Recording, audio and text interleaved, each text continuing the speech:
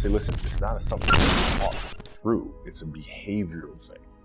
You have to get up every day and do the work, right? Consistently do the work. My kids, volleyball, basketball, schoolwork, they work every day. And that's how you instill it in them, where it becomes a behavioral thing. And it doesn't matter what they decide to do. Like if Gianna decides to not play basketball when she grows up, that's fine. But she understands the discipline that it takes to work at something every single day. So whether she wants to be a writer, a director, a doctor, a lawyer, she'll have those characteristics. The mind always has the tactical advantage over you. You start putting yourself in situations that suck, you'll find yourself. Triple down on your weaknesses. Find out something about yourself. You already know the good, you already know the happy. I'm gonna tell you how you can help yourself get through the times that suck. Real life. This is real life. 90% of your life will suck. 10% will be happy. You may be a lucky guy and have a lot of money, have a great ass woman, all this. Trust me, he's missing something. His life still sucks because he hasn't faced something that bothered him his whole life. Something is still eating that mother up. And what happened with me was I started this thing called front loading. So when I was young, I used to be a little piece, like, oh, I'm not good enough. I can't do this. I can't do that. And the second I got my head out of my ass, and I realized, man, you can achieve a lot of you get off your, you start moving, and you start motivating yourself. Start becoming a self-motivator. So I started front loading. And front loading is people are like, man, you've done so much by 47, because I don't know what tomorrow's gonna bring me. So my military resume is fat. I've a lot in the military. I did a lot outside the military. I've made money. I've done almost every race out there, hard race in the world. I've broken pull-up records. I've done a lot of. So when these bad times come, and also not like only that, like work your off so you can enjoy. Yeah, you're taking a shot. You may not live to be old, but what if you do and you worked when you were able, and you were able to get up early, able to grind. If you front load it properly, the back half of your life is money. And that's what I did. You could talk your kids into working hard. I feel like every parent would. Every parent will work hard. Yeah, no, it's the behavior. And also it's like, it's observant. It's seeing you like. You ain't facing some. This is why I talk so aggressive. If I try to make it all pretty and shit, that's not what my life was.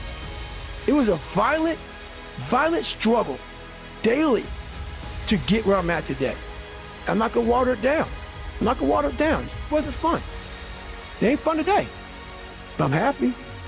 Yeah, I like it, man. What I like about it is I'm doing something I don't want to do. Every time I start doing things I don't want to do, I grow. Yes. That's a lesson that people need to hear and learn. It's so important because everybody just wants to be comfortable. Everybody wants to sit on the couch. I don't want to go outside, it's cold. I don't want to do this, it's hot.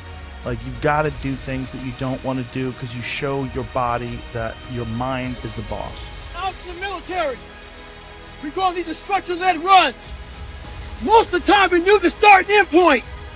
So on the way back, I started seeing people getting happy because the end was near. But there were some instructors that would hear the happiness and go right on past the end point. When that happened, everybody stopped talking. Heads would stop dropping. And I started taking those.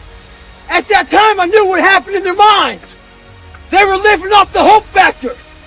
They hoped the instructors would stop running. They hoped the water was never cold.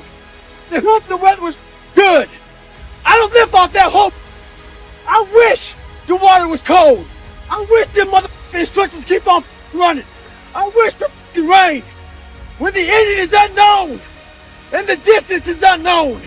I'm constantly trying to put goals in front of me, but the biggest thing is I'm trying to find more of myself. And the only way I can find more is to silence the world out as much as I can, because it's getting busier every day. It's getting faster. And the faster it gets, the more you are missing who the f you are.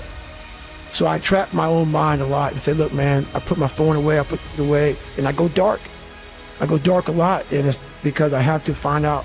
I'm on a journey of life, and we all have a different journey. And I want to be in my pine box, and I believe your spirit lives forever. It has to. It's too powerful. No way in hell that thing just dies when you die. I want to be able to look back on my life when I'm all dead and be so proud of myself forever. This is all temporary to me. I want to be forever proud of who I was as a man and change who I used to be. The liar, the insecure guy, the guy who can, whatever. I want to be proud. If I die now, if I die at 80, if I die at 90, 100, I want to look at myself and say, proud of myself. And on the other end of suffering is a world that very few have ever seen. It's a beautiful world, because that's where you find yourself. You find yourself on the other end. Like the 100-mile race I was on, I ran it for 24 hours. I found myself on the other end of that race. The world's in your mind. And that's what all that mediocrity is about. Mediocrity is contagious. Everything I did was for someone else to like me. It wasn't until I started reading my own book about how pathetic I was as a human being. I could blame my dad, I could blame kids at school, I could blame having health issues, ADD, my mom not being around. How can I overcome that? Go in the military, get your ass kicked, do things you hate to do, be uncomfortable every day of your life. Roger that. I'm not the smartest kid in the world. How you get smarter? Educate yourself. So the things that we run from the truth. We're running from the truth, man. How I build belief is through the daunting tasks I put myself through. And that's how this piece of kid I once thought I was built belief by saying, I was in 3 hell weeks. I went to Ranger School.